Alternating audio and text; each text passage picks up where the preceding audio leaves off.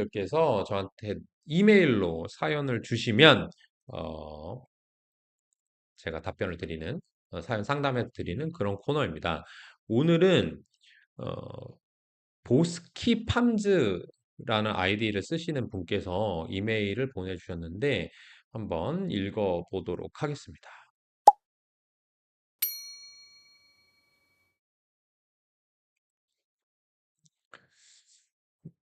안녕하세요. 신사임당 아는 선배 때부터 시청한 구독자입니다. 유튜브로 동영상만 봐서 몰랐는데 라이브 영상을 보니 이메일로 시청자의 질문을 받아주셔서 저도 용기를 내어 메일을 보내봅니다. 대단합니다.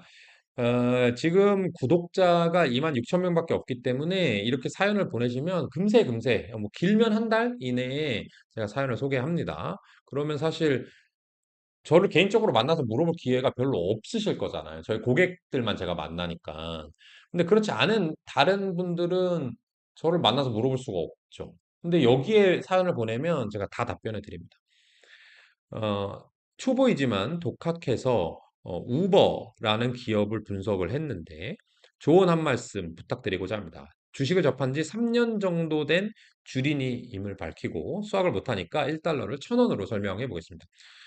주식한 지 3년인데 짧지 않은 시간이에요. 코로나 이후에 시작하셔서 다행이고요. 그리고 3년 됐는데 주린이라고 표현하시는 거는 겸손한 겁니다. 품성이 좋으신 것 같아요. 우버는 모두가 아시는 그 우버, 우리나라만 안 되는 그 우버, 김현준이 뻔질나게 미국에서 타는 그 우버입니다. 사업은 세 분야로 나뉘어져 있습니다. 카카오티랑 비슷한 모빌리티, 택시죠. 그 다음에 우버 이츠, 네, 배민이랑 똑같습니다. 이게 30%, 그다음에 화물, 어, 그러니까 우버 이츠를 배송할 때요. 이게 우버 기사가 내가 택시를 운전하는 게 일반적으로 내가 월급 100만 원 받는 다음에 60만 원이 우버 택시에서 나오고, 시간이 좀 남네? 근데 음식 배달 갔다 와야겠다. 그럼 그 차를 타고 음식점에 가서 음식 갖다 주는 이게 우버이츠 기사 역할도 하는 거예요. 그게 30%고요. 그다음에 그것도 아닌데 누가 택배를 보냈네. 그래서 이 택배를 갖다 줘야지 하는 게 이제 프라이트라고 하는데 화물 분야입니다. 이게 매출 10%로 구성되어 있습니다. 우버는 운전자와 소비자를 연결시켜주고 그 사이에서 수수료로 돈을 버는 구조입니다. 은혜 전원, 브랜드 가치, 네트워크 효과, 전환 비용, 원가 우위 해가지고 제가 이 펫도시의 경제 해자 책에서 말씀드리는 내용이었죠. 그 중에서 브랜드를 가지고 있다. 어, 브랜드라고 하는 건 뭐냐면 사람들이 이 우버라는 브랜드를 이용해서 인지했을 때 다른 경쟁 브랜드의 서비스보다 더 높은 값을 지불할 수 있느냐로 보면 되는데 저는 우버가 어, 아주 강력한 브랜드 가치를 가졌다고 생각하진 않습니다. 왜냐하면 제가 이제 미국에 살잖아요. 지금 제가 주로 타는 택시 서비스는 우버하고 리프트라는 회사입니다. 둘 다 상장되어 있고요. 근데 저는 택시를 잡을 때 둘 다 켜요. 일단 둘 다 켜서 똑같은 위치를 입력합니다. 그리고 싼 걸 타요. 물론 우버가 조금 더 깔끔해요, 자동차가 일반적으로. 그리고 기사님들이 조금 더 친절하긴 해요. 근데 저는 무조건 싼 거 탑니다. 제가 돈이 없진 않잖아요. 그 얘기는 뭐냐, 우버가 브랜드를 가지지 않았다라고 하는 거죠. 두 번째, 네트워크 효과인데, 네트워크 효과라고 하는 건 뭐냐면, 여기에 공급자와 수요자가 많으면 많을수록 그 플랫폼의 가치가 올라가는 걸 얘기하는데, 예를 들면, 어, 우버가 우버가 제가 다른 택시가 하나 더 있거든요. 웨이모라고 하는 구글의 무인 택시가 있습니다. 총 3개를 탈 수가 있는데 제가 택시를 탄다고 했을 때. 근데 아까 말씀드렸죠. 저는 우버나 리프트만 켠다고. 웨이모는 잘 안 켜요. 왜 안 켜? 웨이모 차가 몇 대 없어. 그러니까 내가 거기 가가지고 웨이모를 기다리고 있느니 값이 싸더라도 기다리고 있느니 우버나 리프트 부르는 게 훨씬 빨라요. 그러니까 웨이모의 가치가 자꾸 떨어지죠. 그럼 내가 수요자가 줄어들었잖아? 그럼 웨이모 구글 입장에서는 수요자가 적은데 자꾸 택시를 거기다 추가할 필요가 있어요? 별로 없죠. 그럼 택시가 없으니까 수요자가 없어. 수요자가 없으니까 또 택시가 없어. 그럼 네트워크 효과가 없는 거잖아요. 근데 우버 같은 경우에는 유저가 제일 많지? 그러니까 택시, 오케이. 택시 많아? 유저 많아. 유저 많아? 배달도 해. 배달도 해? 화물도 해. 화물도 해? 유저 많아? 이렇게 되면서 네트워크 효과가 강력한 회사죠. 전환 비용도 조금 보유했습니다. 전환 비용은 한 브랜드, 한 서비스를 쓰다가 경쟁 제품으로 넘어가는 게 어렵다, 이런 건데, 이거는 이츠로 얘기를 하자면, 저는 우버 원이라고 해서 구독해서 서비스를 씁니다. 그러면, 어, 월간 요금이 조금씩 나가는 대신에 매번 쓰는 비용이 조금씩 줄어들어서 총 할인 금액이 커지는 게 우버 원이거든요. 그러니까 내가 우버 원을 하니까 이 배달의 민족이 우버라고 치면 요기요는 도어대시라는 서비스가 또 있거든요. 그래서 도어대시를 잘 안 켜. 어차피 우버가 좀 싸니까. 그러니까 이거는 전환 비용이 조금 있는 거죠. 자, 거두절미하고 투자 아이디어부터 말하겠습니다. 공유 모빌리티 시장은 계속 성장할 것이고 거기서 우버는 1등 할 것이다. 카카오티가 1등 계속 할 것이다 라는 얘기고요. 그리고 사람들이 우버를 계속 이용할 것이다. 그게 1등이란 얘기고. 자율주행 시장에서도 우버는 수혜를 입을 것이다. 뭐 그럴 수도 있고요. 좀 검증해 볼게요. 좀 이따가. 그다음에 싸다라는 건데요. 자, 근거입니다라고 하셨는데 공유 모빌리티 택시 사업은 1등이 독점하는 강력한 네트워크 효과를 가지는 산업입니다. 그래서 우버가 1등을 유지할 것이라고 생각합니다. 맞습니다. 저도 완전 공감하고요. 두 번째, 사람들이 우버를 많이 이용할 것이다. 이 얘기는 뭐냐면 일반 택시보다 우버가 성장할 거다라는 얘기고요. 저도 거기에 공감을 합니다. 그러니까 앞에 1, 2번은 같은 같은 얘기 같아요. 공유 모빌리티 시장이 커진다라고 하는 거는 일반 택시 버스보다는 이렇게 O2O 서비스로 시장이 넘어갈 것이다라고 하는 얘기고 여기까지 공감합니다. 3번. 자율주행 시장에서 우버는 수혜를 입을 것이다. 한번 자세히 읽어볼게요. 어, 현재 로봇 택시, 자율주행 택시, 웨이모나 테슬라 같은 거죠. 가 나와서 우버를 밀어낼 거라는 두려움이 퍼져서 우버 주식이 현재 저렴하다고 생각하고 있는데 저는 다르게 생각합니다. 이거 좋아요. 시장이 생각하는 거랑 다르게 생각하는 게 주식 투자의 하나 요소입니다. 저는 로봇 택시를 구매한 사람이 우버를 통해 승객을 태워주는 방식이거나 두 요소가 경쟁하는 형태로 나아갈 것이라 생각합니다. 왜냐하면 테슬라 기준이네, 이 아저씨 쓰신 거는. 테슬라 로보택시를 이용하려면 결국에 테슬라 앱을 깔아야 할 텐데 그 순간 타 기업에서 제조한 자동차로 운영하는 우버 서비스를 이용할 수 없게 되기 때문입니다. 따라서 우버는 현재 사람들이 두려워하는 것보다 덜 밀려날 것이라 생각합니다. 이분은 이제 웨이모 같은 생각을 하신 거예요. 테슬라가 로보택시 사업을 시작을 했을 때, 그거를 내 차를 가지고 나는 집에서 자고 있을 때, 택시를 보내고, 택시로 나갔다 와, 돈 벌어 와 하고, 어떤 이제 승객이, 나 이제 타야겠다. 택시 타야지. 그러면 테슬라 부를까, 웨이모 부를까, 우버 부를까, 리프트 부를까 할 때, 우버나 리프트를 부를 확률이 높다는 얘기예요. 왜냐하면 거기에 어차피 자가용이 많을 거니까.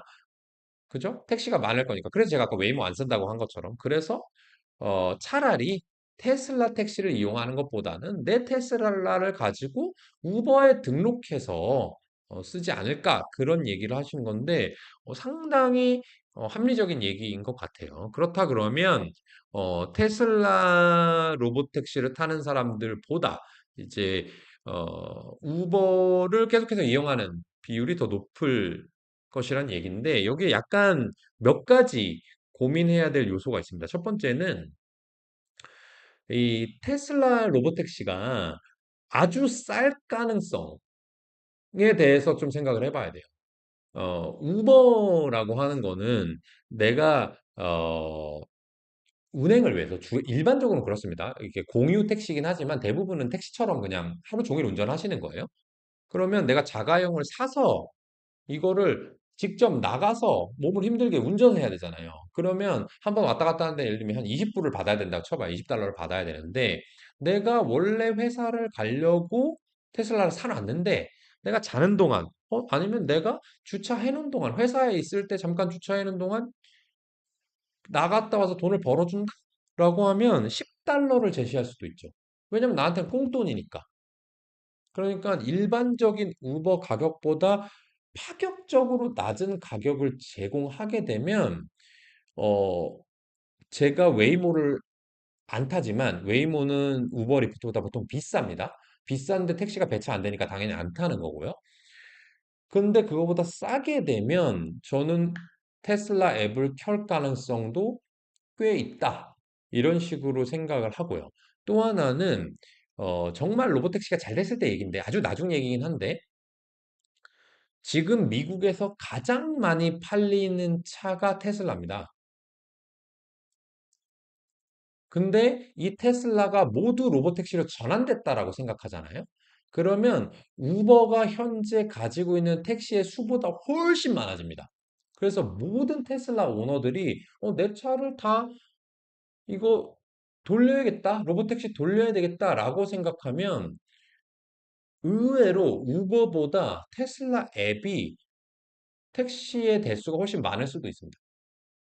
이거는 아주 미래 얘기라고 말씀드렸어요. 아주 잘 됐을 때 얘기긴 한데 에어비앤비랑 좀 달라요. 에어비앤비는 내 집에서 딴 사람이 들어와 가지고 자야 되잖아요. 그럼 집이 아무리 커도 부담스럽단 말이야. 돈을 받긴 받지만.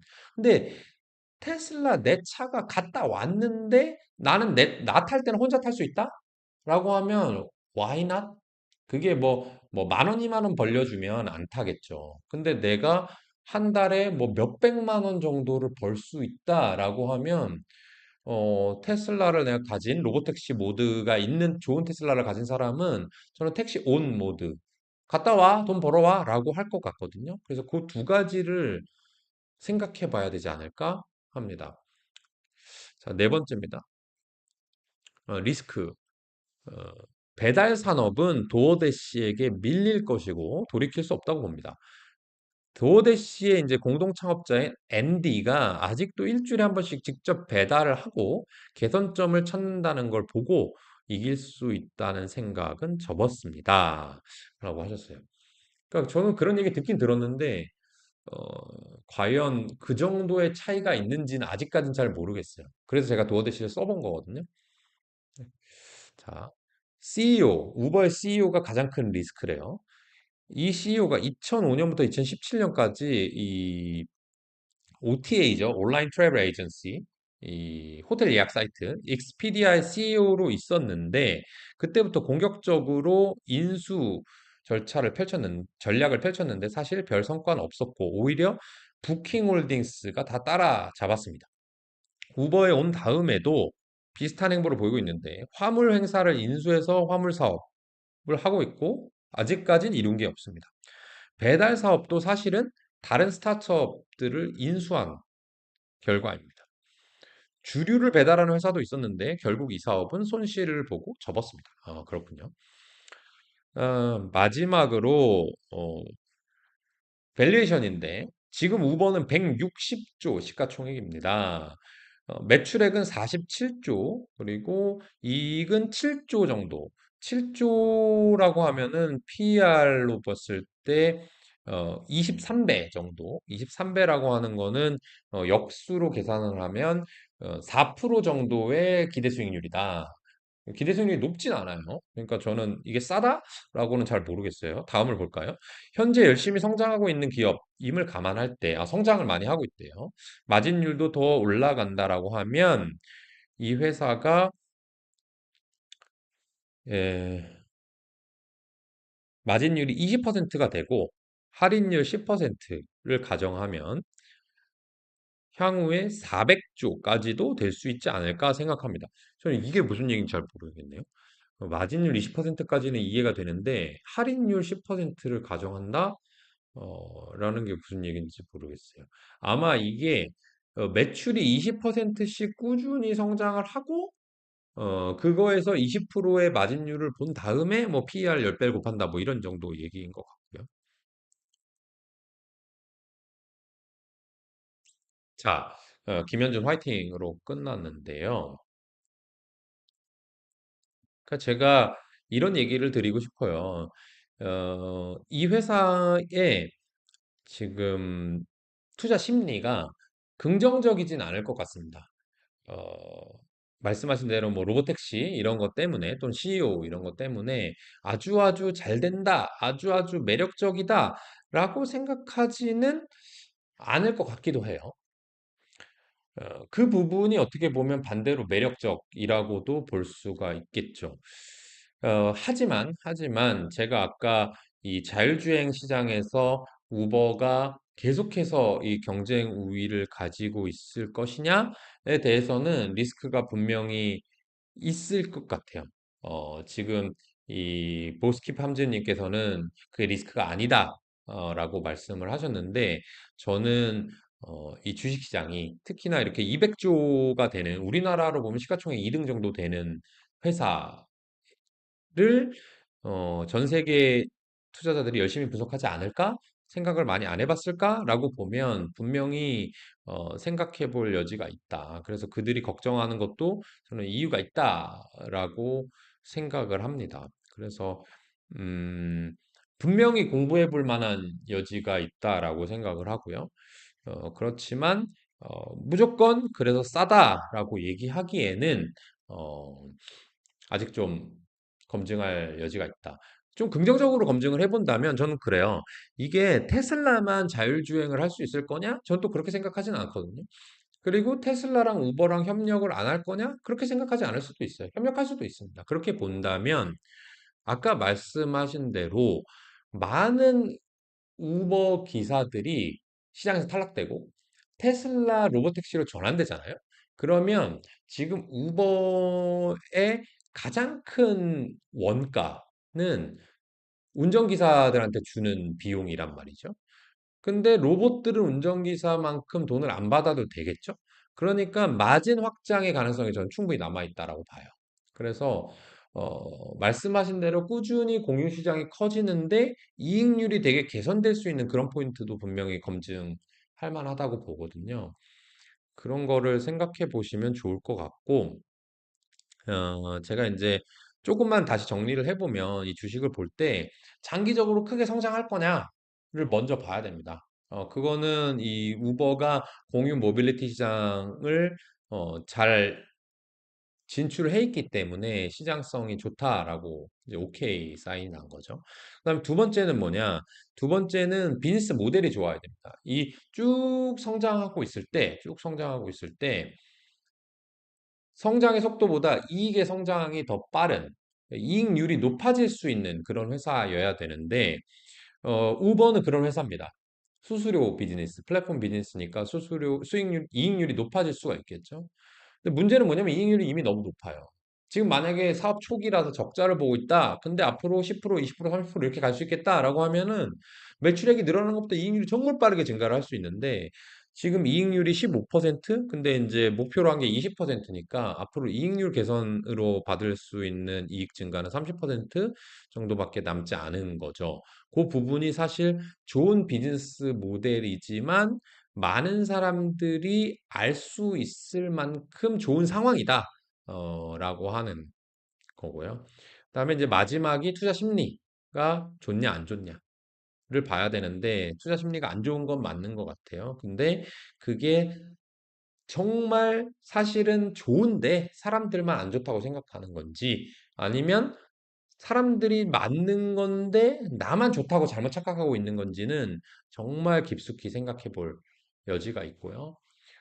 아까 말씀드린 것처럼 뭐 PER은 아니고 PCR이겠죠, 말하자면.